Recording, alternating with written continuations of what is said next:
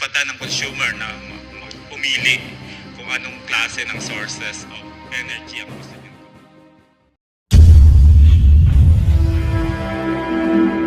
Magandang araw po at magandang gabi sa mga nakapanood sa gabi at sa lahat po ng naabot ng video nito. Welcome po dito sa ABO Avoy Mix Videos. Ngayon po ay meron po tayong parang nakakainit ng ulo na isang balita na bibigyan po natin ng reaction at ito po ay mula sa GMA News, no? At kung ano po itong balitang ito po, sama-sama natin panoorin. Isinusulong ng Meralco ang paghihigpit sa mga rooftop solar installation na posible mo nang magdulot ng sunog kung hindi maayos na magawa. Kahit naman ng isang grupo, karapatan ng consumer ang maghanap ng alternatibo ngayong mahal ang kuryente. Nakatutok si Maris Umali. Taong 2023 pa raw nagpa-install ng mga solar panels sa kanilang tahanan si Orly. Malaki raw kasi ang maitutulong nito sa pagbabawas ng malaki niyang bayarin sa kuryente.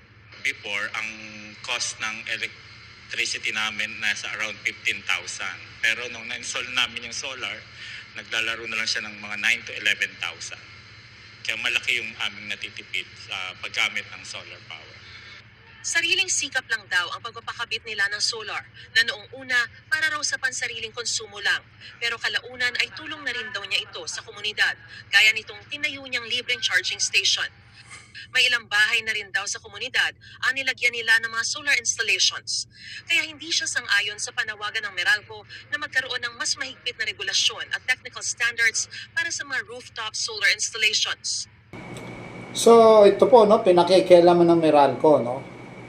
Hindi natin alam kung anong motibo nila. Meron pa nga silang hindi nasusolve na kaso nila, no? Yung overcharging nila, yung system loss, no? Kasi hindi naman dapat binabayaran ng taong bayan yung system loss na yan.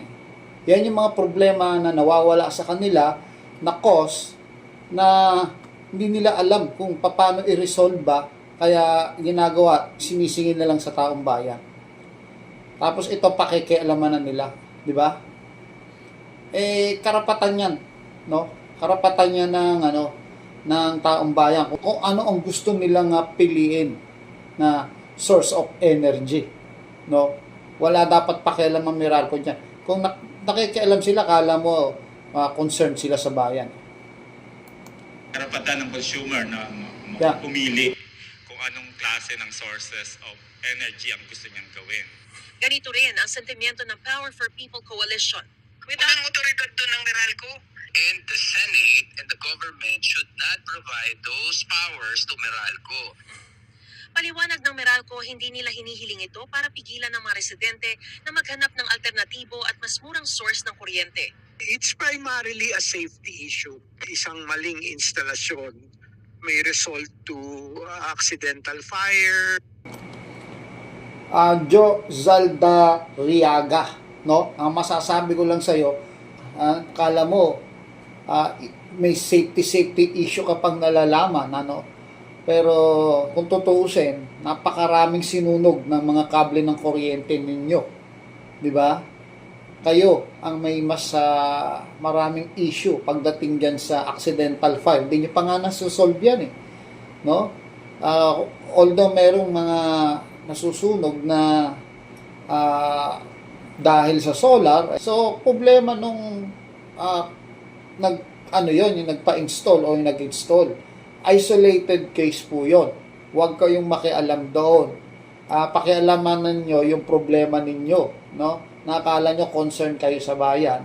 Pero ang totoo, ang gusto nyo lang mangyari, kayo yung maging source lang. Kasi pag dumami yung solar na yan, pwedeng mamatay yung negosyo nyo. Yun lang naman talaga ang issue nyo, di ba? O malaki ang magiging kalugihan ninyo kung naging epektibo itong solar sa taong bayan at namulat ang taong bayan sa paggamit ng solar, no?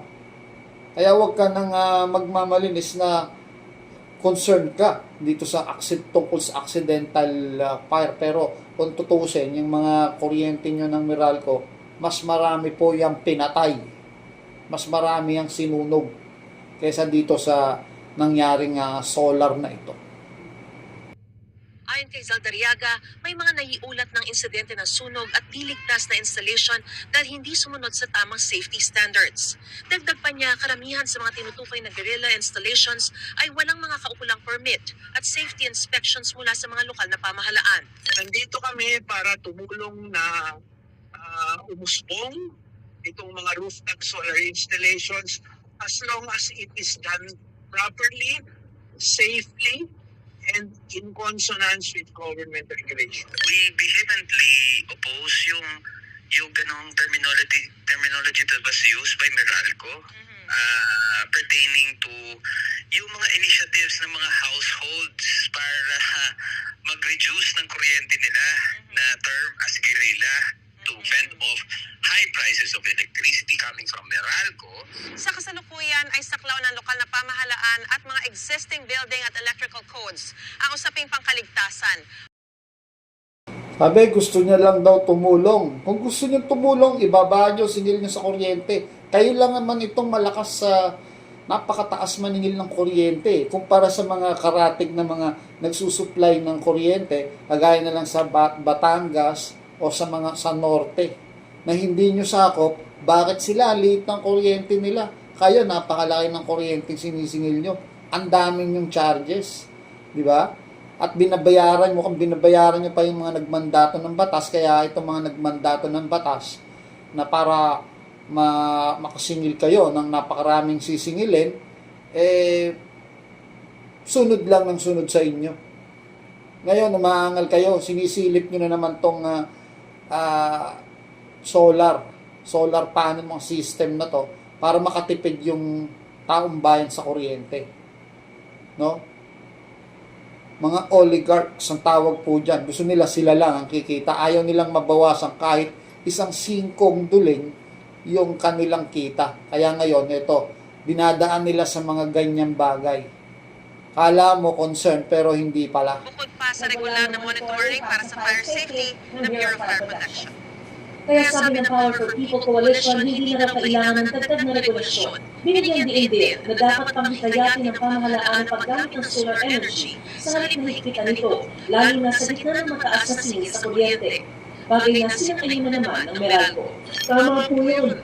And at the end of the day, we support customer access to renewable, cost-efficient solar facilities. Hindi po kami narito para tulad ng Q40 na pahirapan yung mga customers. If that would be detrimental, we will definitely go to court to make sure that the electric consumers are protected. Maris Umali Natuto, 24 oras.